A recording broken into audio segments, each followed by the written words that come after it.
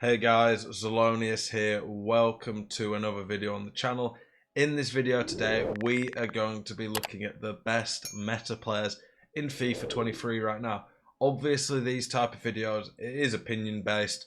And I'll say it from the start before someone comments it. Yes, I've not used every single player in this video, but Prime R9 that has just come out. Obviously, the Prime icons have just come out, so they're going to drastically change the meta in terms of Prime icons compared to some of the World Cup or mid. They're going to be a lot better. I'm not going to have used every Prime icon that's just come out, but I don't need to use Prime R9 to tell you he's one of the best players in the game. It's one of these at the end of the day with the best players. You can tell just on purely on stats when you know the game well enough and know what you need in each position, who's going to be good. And then obviously you use cards, you play against them, and you kind of just get a feel for it. So we're going to do basically 2 for every position. And then when it comes to the attackers, where you can play people at Lamb, Ram, Striker, all the different forward positions, we're going to just put about 10 top attackers basically. So starting with left back, our 2 left backs are Theo Hernandez and Ferland Mendy. Both of them are incredible. Theo is probably a bit more well-rounded in terms of the defending side of things, with that physical being really good. Defending's pretty similar, to be honest. He's a little bit taller, but I'd probably pick Mendy in terms of as an overall card. Mendy, a little bit slow, but it's basically the same pace when you put an anchor on.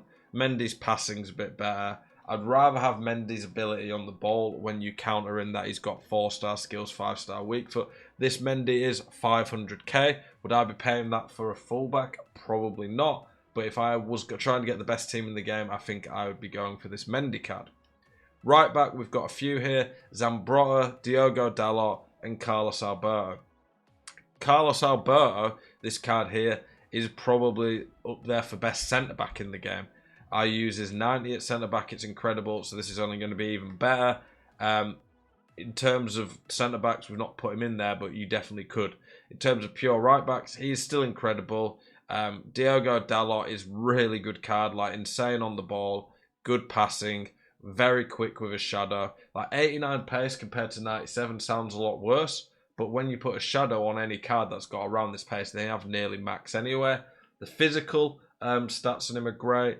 He's got a good weak foot. Obviously, when I look at these cards, some of them that have different, like playing in the Premier League, Portuguese Man U like Dalot, the chemistry's helpful. But I'm not talking about the best cards in the game based on chemistry here, but that is a plus on this card. And then Zambrotta, 5-star weak foot, 4-star skills, really crack defending for a fullback, really quick, definitely a top tier fullback. In terms of our centre backs, we've gone for Prime Maldini, the best Virgil card, Prime Desai, and this Lucio. Lucio World Cup and then the 89 Lucio before that were definitely the 2 best centre-backs in the game at their time. Is he still the best? I'm not sure. I think this Maldini is probably better now. Maldini's got a fair bit more pace, to be honest, at 3 more. His defending's insane. He's going to be 99 on everything, I think, when you put the chem style on. He's good physically. He's tall. This Van Dijk's great, just a little slow on the acceleration. His agility balance is a bit annoying, but this Van Dijk's still going to be insane. Desai, really cracked. Insane physical and defending. His dribbling gets a little better on this card and he's pretty quick. And then Lucio obviously has a bit of everything as well. Lucio, really good for chemistry. All these cards have pace, good defending, crazy physical except for Maldini, but Maldini just plays different in game if you've ever used him. And then for midfielders, we've gone for players. When I say midfielders, I've gone for players that I'd play at CDM or centre mid. And generally speaking, someone like Vieira is amazing at what he does. But in the best teams in the game, in my opinion, you want midfielders who can do a bit of everything, which Vieira can't. So I picked 4 midfielders who I think are really well-rounded. We've got Prime Zidane, slightly better than the World Cup one. He's 5-star, 5-star. Just can do absolutely everything. You probably wouldn't want to play 2 cards like him in terms of defending's a little bit low, but he's still amazing. He's the best midfielder in the game going forwards. De Bruyne. If it wasn't for the 99 physical they gave this De Bruyne, I wouldn't have put De Bruyne in this video. He's a little slow at this point of the game still. 77 pace is a bit slow, but when you counter in the weak foot, one of the best passes in the game. He's great on the ball. He's got a crack shot, and now 99 physical. This card is really, really special. If he'd just had like high 70s, low 80s physical like a Kevin De Bruyne card normally would, I don't think he'd have gone that high. But the rest of the card plus those physical really help him. Ruud Gullit, no video about the best team, best players in the game would be adequate without Rude Boy being part of the video. Great card, can do everything again. Bit better at defending than Zidane and KDB, so it would be great to partner either of them. Quick, great shot. There's not a weakness on this card. Like if you look at this card, he has 3 stats that are not above 80. And they're high, like 78, 79, 77 anyway. One of them sliding tackle, which doesn't matter. He's barely got a stat below 85, to be honest. He's only got 5 stats below 85. Agility, slide, tackle, defending, awareness, interceptions. Is that 4 actually? Yeah, he has 4 stats below 85. That's just crazy. No, 5. I was reading it wrong, but 5 stats below 85. That's insane. Like this card's just so well rounded. And then the other one I'm putting in is Nkunku. In a video I talked about Nkunku and people were saying, how can this guy play midfield? How can you not see that he can? 5-star, 5-star, rapid, great shot, passing, dribbling. So he could play a great attacker, of course. But his defending's more than fine to play in midfield. And then he's really solid physical. That strength's fine. The aggression's a bit low, but he's got cracked stamina.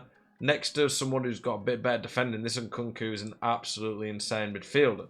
Now we're going to look at some of the best attackers in the game. That could cover anywhere from left wing, right wing to the strikers. I forgot to put Alawaran in, I just realised. Alawaran would definitely be someone you could put in specifically at the left wing slot.